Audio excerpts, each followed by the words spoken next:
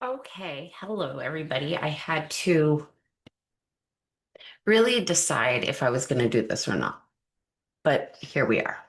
Um, Friday the 13th. Hello, we are here. This is the day. We are actually moving this into Aries, and Aries is one of those strong masculine energies, and the first thing I got this morning when it came in was the Desert Prince.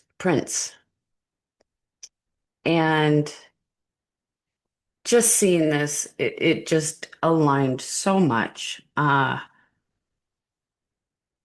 We have a lot of infiltration going on. And what I mean by infiltration is people who saw the spiritual community waking up and chose to prey upon them and teach them in a bubble of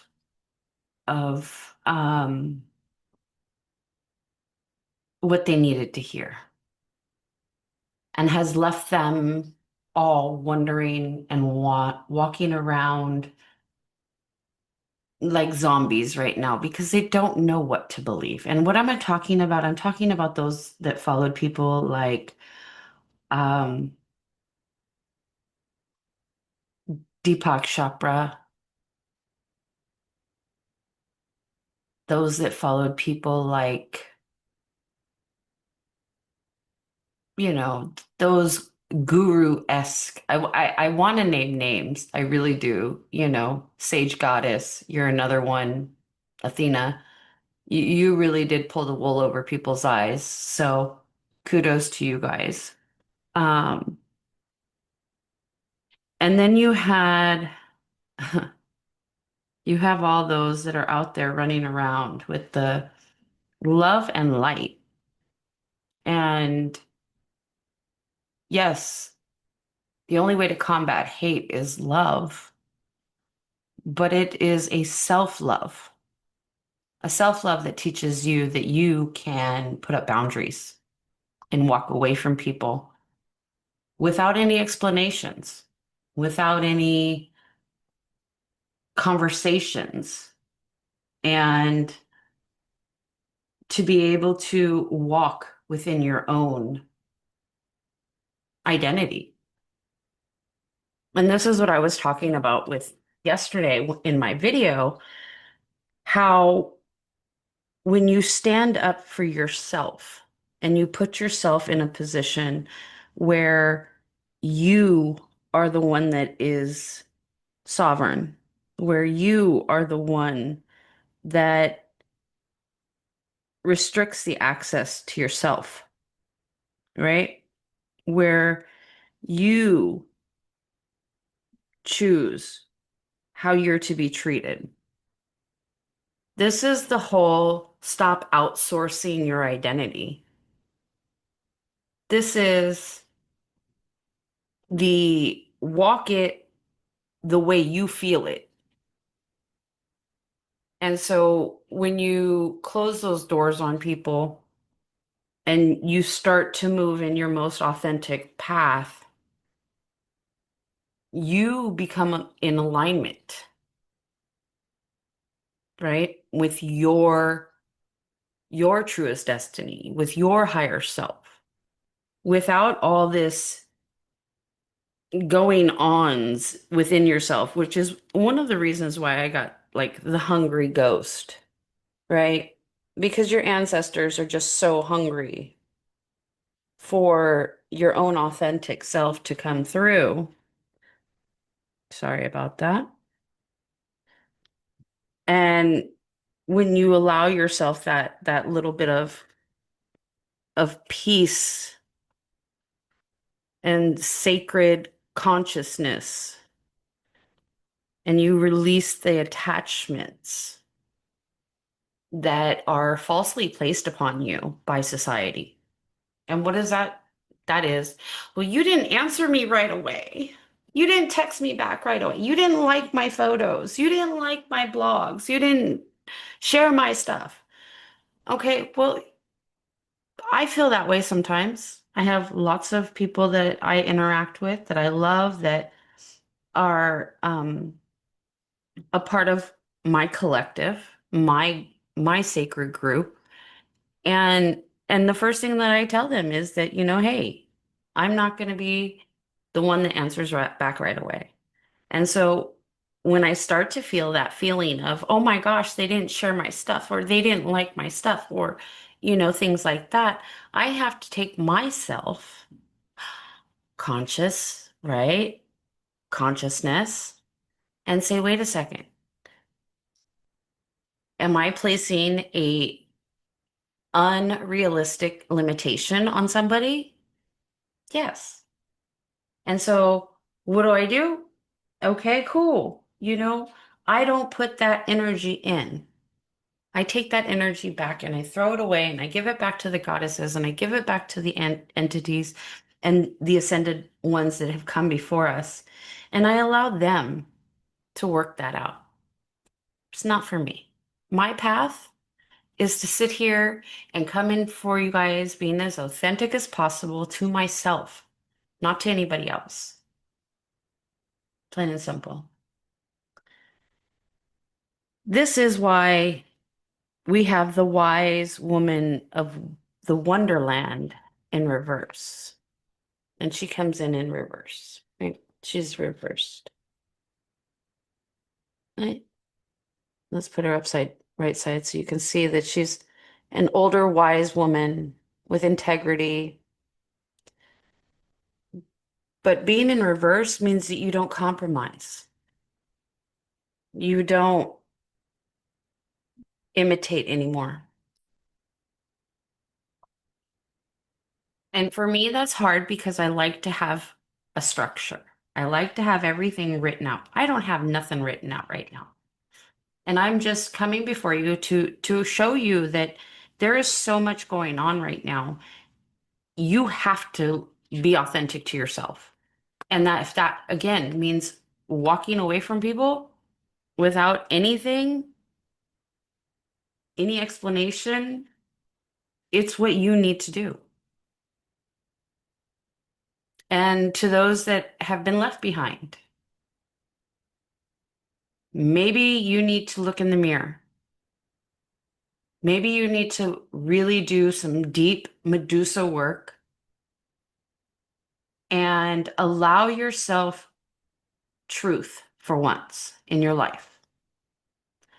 Have you been imitating and copying for so long that you don't know? Okay, that's a truth. It's okay to say that. It's okay to break down those structures. You have to become the phoenix. Resurrection, rebirth, surrender to that change. The change that you have to make.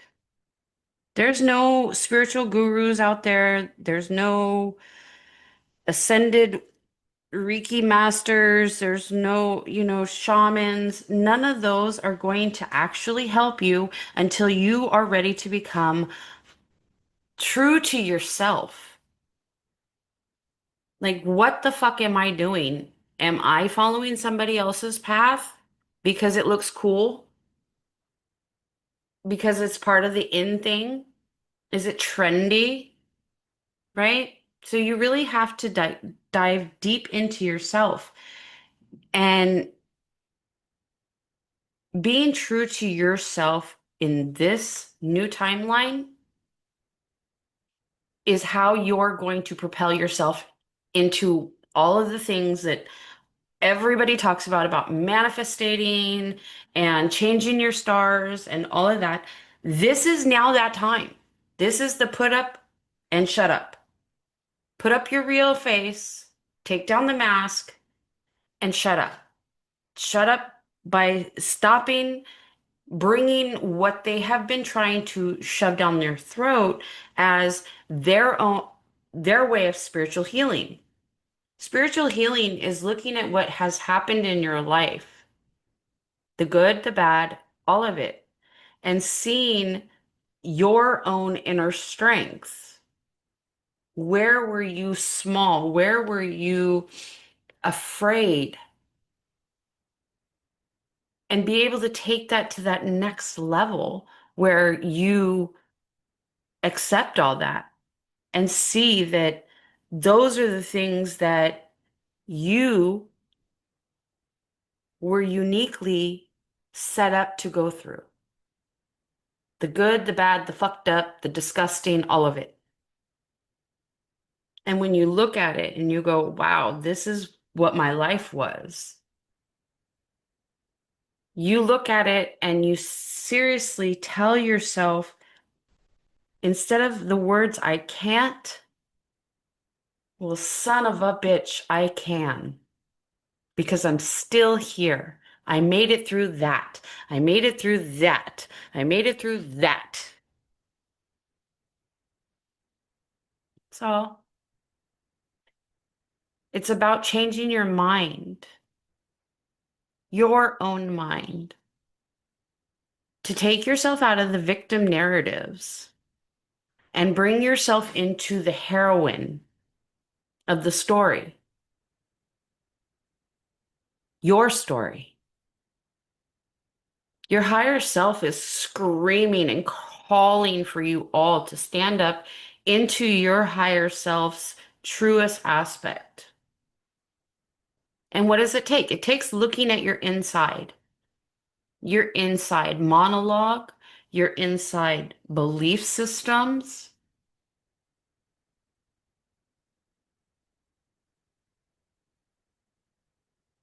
and taking it and seeing who you are, authentic and unique. And understand, yes, there's similarities. Yes, I had this happen to you. Yeah, oh my gosh, I did too. Okay. But was my feelings the same feelings that you had when you went through it? Because it's not. We each have our own unique energy fields, our own unique frequencies. And so, on that level, that cellular level, that infinite level, there is no similarity.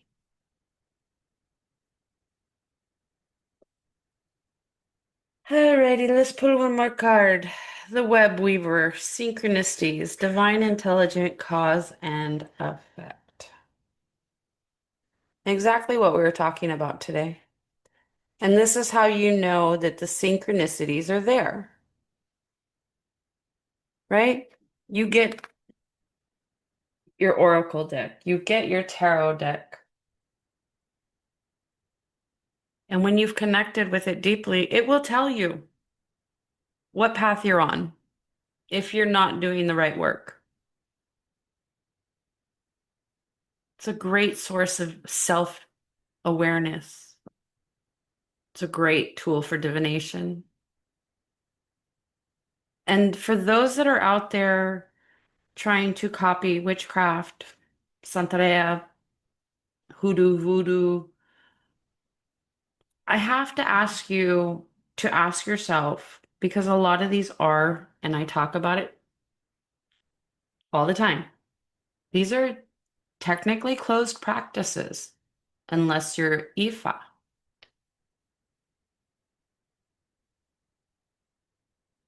You have to ask yourself, why am I being called to do this? And then you need to ask yourself about the feelings that you're feeling. I have had many times tried to reckon with understanding how someone who is so gifted and talented can be disconnected from their gifts out of fear. Somewhere along the bloodline. For the thousands and thousands and thousands of years that humans have been on this planet, somewhere in your bloodline, it's there. The reason you're being called. I'm not saying it's a past life. I'm saying it's in your DNA. And if you do a thorough enough dive, you will see why you're being called to such practices. But I also want to give you a warning. Fucking with a practice that you are not trained to do can backfire horribly. So be mindful. Do your work. Understand where it's coming from within you.